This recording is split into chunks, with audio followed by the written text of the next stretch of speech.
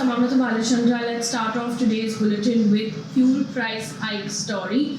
Petrol and diesel prices have been hiked yet again by 80 paise today. So, in a matter of 2 weeks, the petrol and diesel prices have risen by 10 rupees per litre. Now, we put up the chart on your screens at this point. Delhi, petrol is at 105.41 rupees per litre. Mumbai, petrol has reached 120 rupees per litre. In Chennai, it's at about 110.85 rupees per litre. And in Kolkata, it's at about 115 rupees per litre. Diesel has touched the 100 rupee mark in Chennai.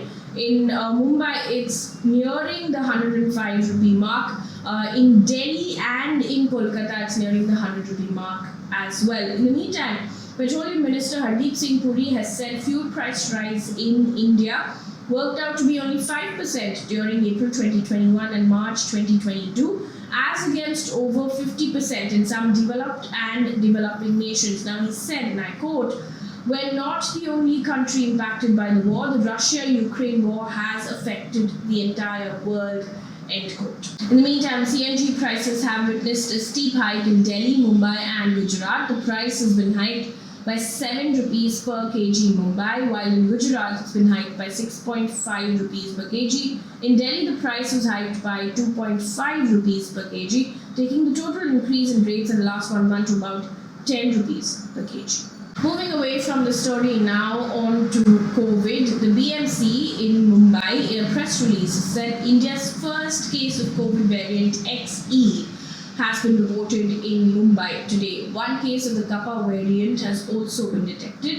The patients with new variants of the virus, the BMC said, don't have any severe symptoms so far. Now, it's believed that the XE variant is 10% more transmissible than the other Omicron mutations. Now, XE is a recombinant, which is a mutation of BA1 and BA.2 Omicron strains, I beg your pardon. Recombinant mutations emerge when a patient is infected by multiple variants of COVID. Now, NDTV, quoting official sources from the Union Home Ministry, however, has said that the present evidence does not suggest that it is XE variant.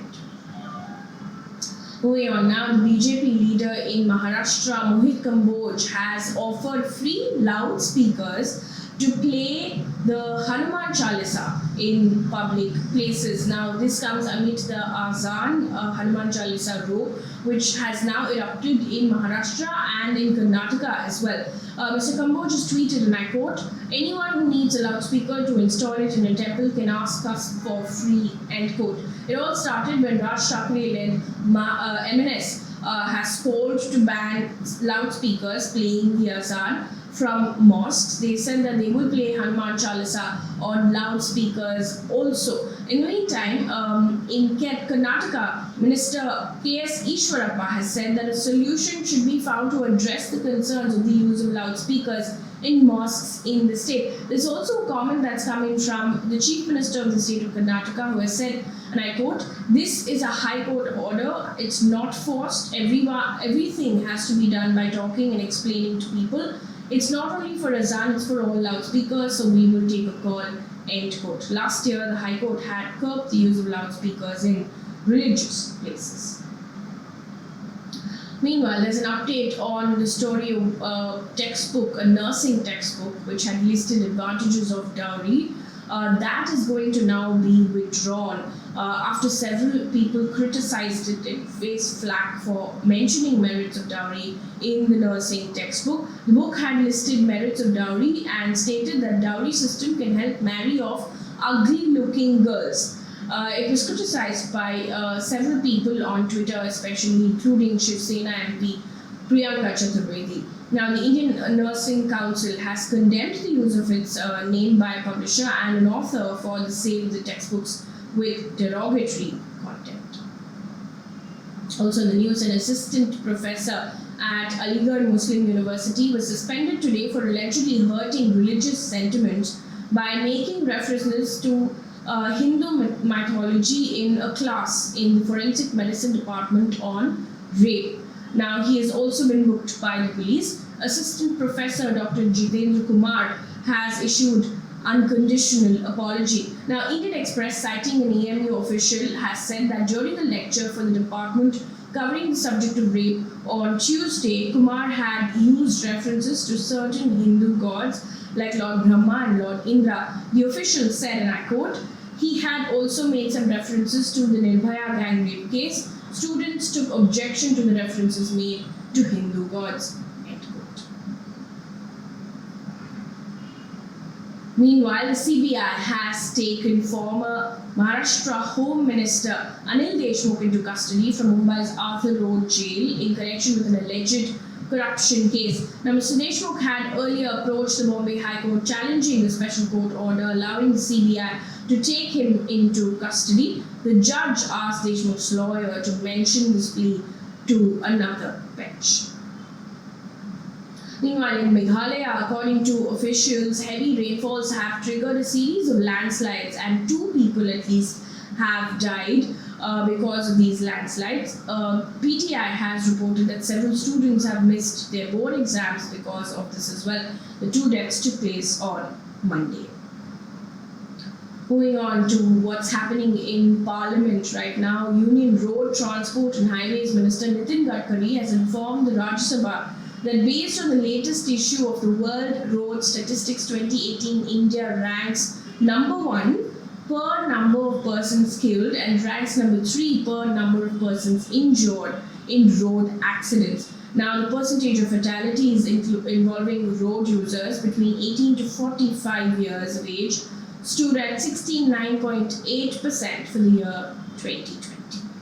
On to business news right now. According to a report by the IMF, India has prevented the rise in extreme poverty levels during the COVID-19 pandemic because of food transfers and subsidies. Now, the report says, and I quote, extreme poverty was as low as 0.8% in the pre-pandemic year 2019, and food transfers were instrumental in ensuring that it remained at that level in pandemic year 2020. Extreme poverty in India is less than 1% in 2019, and it remained at that level during the pandemic as well.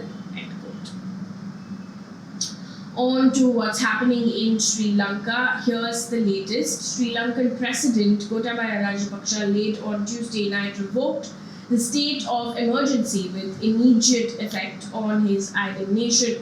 Now, the president said he has withdrawn the emergency rule ordinance, which gave security forces sweeping powers to curb any disturbance in the country. Remember, there's massive shortage of fuel and essential food items, and there have been protests demanding the Prime Minister and the President's resignation as well in the last couple of days.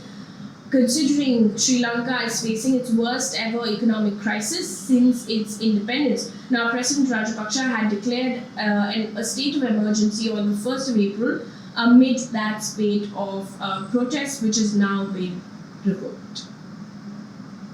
Meanwhile, the Chief Government Whip and Highways Minister has said that despite the protests against the President and demands for his resignation, the President will not resign. He said, and I quote, "May I remind you that 6.9 million people voted for the President. As a government, we are clearly saying the President will not resign under any circumstances. We will face this," end quote. Now, claiming the opposition party was behind the violence in the country, he also said that this is thug politics and should not be allowed, and called on the people to end the violence. Meanwhile, Sri Lanka's sovereign dollar bonds dropped more than 3 cents today to trade at deeply distressed levels of less than 40 cents in the dollar. The stock market fell around 2%. Also in the news, the Bank of Ceylon Employees Union on Wednesday protested against the government, calling for democratic reforms amidst the ongoing crisis in Sri Lanka. Now, the union demanded that the state banks be restructured. According to ANI, Senior Vice President of the Bank Employees Union has said, and I quote, "We need democratic reform. We demand to instantly dissolve Parliament and hold an election," end quote.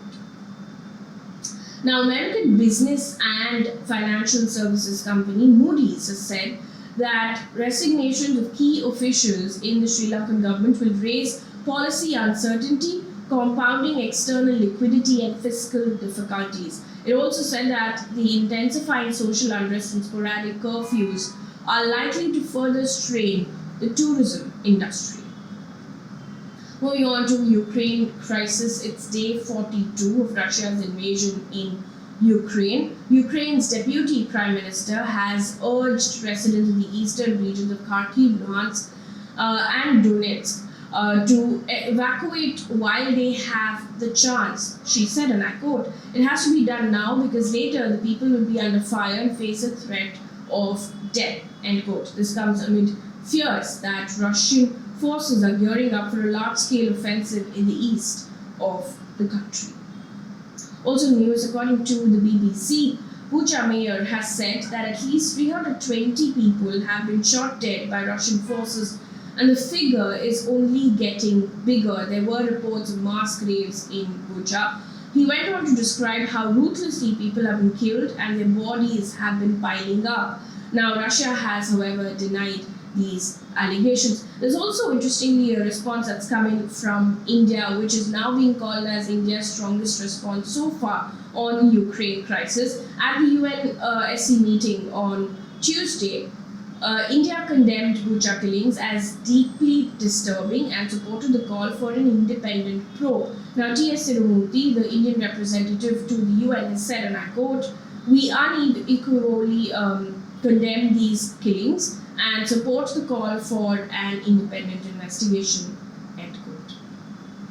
There's also a comment that's coming from the External Affairs Minister S. Jaishankar, speaking on the Russia-Ukraine war in the Parliament today.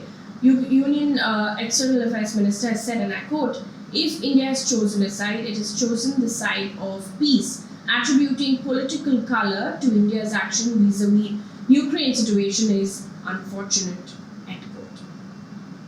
Moving away from the Ukraine story now, the United States, United Kingdom and Australia have announced that they will work together via the recently created security alliance known as AUKUS to develop hypersonic missiles. Now, the leaders said in a joint statement that they are, and I quote, "committed today to commence new trilateral cooperation on hypersonics and counter-hypersonics and electronic warfare capabilities," end quote. Now, Australian Prime Minister has said that Australia's involvement in building hypersonic missiles with AUKUS counterparts US and the UK is an effort to achieve stability in the Indo-Pacific region. And one piece of good news before we wrap things up here on this bulletin, this comes in from Mumbai.